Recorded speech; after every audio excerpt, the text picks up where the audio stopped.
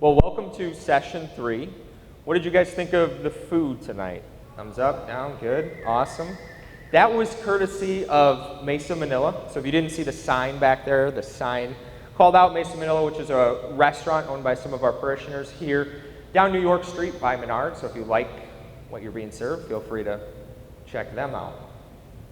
So in the past 2 weeks, we started looking at, is there more to life than this? And then last week, we looked at who is Jesus. Tonight, we're going to tackle the question, why did Jesus die for us? So tonight, we've got a very short amount of time to tackle quite the theological question in what Jesus' death meant. So there's 2 books that if you find yourself wanting more on this, that I would recommend to go with tonight's session. The first, some of you may have heard of, is by C.S. Lewis, and it's called Mere Christianity. Excellent way to open your eyes to, again, why did Jesus die for us? Second is by G.K. Chesterton, which I always have a hard time saying, but that is called Orthodoxy. So it would be the second recommendation. I would say that if you're finding yourself desiring more after tonight, start with those 2. They'll be up here, so as you make your way to your room, I'll get out of your way. Feel free to take a look, read, whatever have you. So, as I mentioned early on, and as you guys will experience as we go through Alpha is somewhat of a puzzle. Each week, we kind of build upon the previous week with the ultimate goal of going through this journey together. So as you guys sat down on your seat, you should have gotten a piece of paper there with some of the additional dates for our Thursday nights. Then you'll also see one Saturday on there, which is the Alpha Day Away. We'll talk more about that in the coming weeks, but want you all to be aware of that date. If you have any immediate questions, feel free to ask, but again, more to come on that. So before we look at why did Jesus die for us, I want to tell you guys a short story. So all of us here living in the Midwest, I'm going to tell you a story about a couple from Chicago who decided that they were going to travel to Florida to thaw out for a little bit. Who's been there, right? Want to get out of the cold in the winter. So this couple, busy, like many of you, so the husband decides he's going to go down first with the wife to follow the next day. The husband lands in Florida, gets checked in, and decides he's going to send his wife back in Chicago an email. However, in his haste to do so, he misspells the email address, and that email is sent to a complete stranger. At that exact time, a widow had just returned from the funeral of her husband, who was a pastor of many years. He had just died a few days earlier. So as she arrived home, she too thought that she would check her email, expecting messages and condolences from family and friends. She opened the first email, and it read, "Hello, my lovely wife. I've just been checked in. I'm looking forward to your arrival here tomorrow. P.S. It sure is hot down here." Many people wonder what happens after we die. Tonight we're going to learn how Jesus' death potentially could provide some answers as we watch why did Jesus die for us. But before that, you guys should be getting accustomed to what we do here. So I'm going to ask you to stand and we're going to join Josh. Thanks. So I got to shower today, which was a win. And Phil, raise your hand.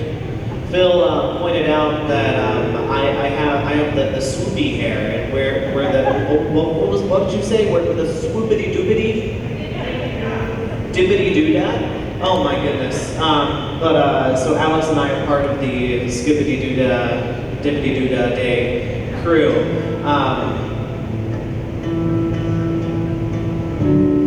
I was really just doing that to make sure that my guitar wasn't too loud. Just needed to save time.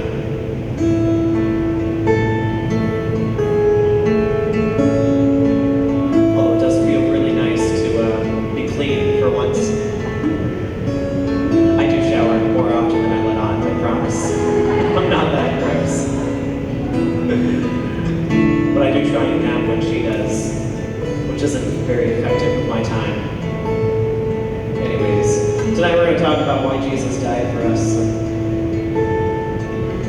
This is a song about why.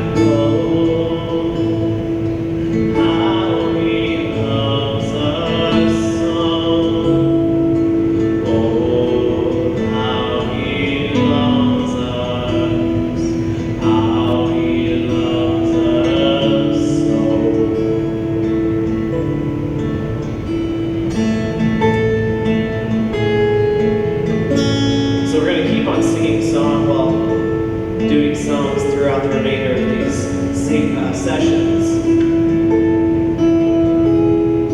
And one of the reasons that Christians sing so much is because the words of the songs teach us or remind us of something we believe in. In this case, the fact that we have a God who loves us, even though we may not be perfect beings, He in His love is perfect. And so He's jealous for us. He yearns to be with us, even with these mistakes, because His love is just so strong.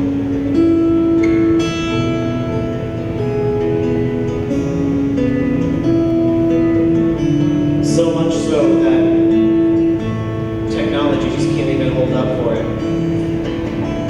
He is jealous. He is jealous for me. Love's like a hurricane. I am a tree bending beneath the weight of His wind and mercy.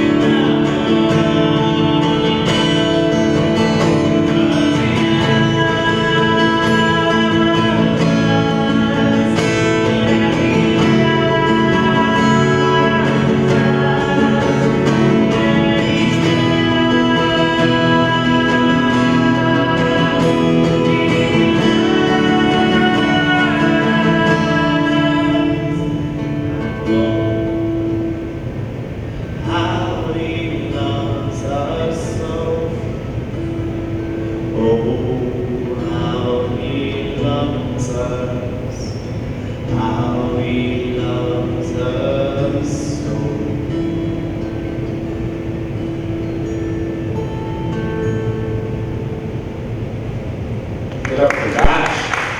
And the timing as the string would look in. That's perfect. All right, so at this point, we'll start the video tonight again. Why did Jesus die for us?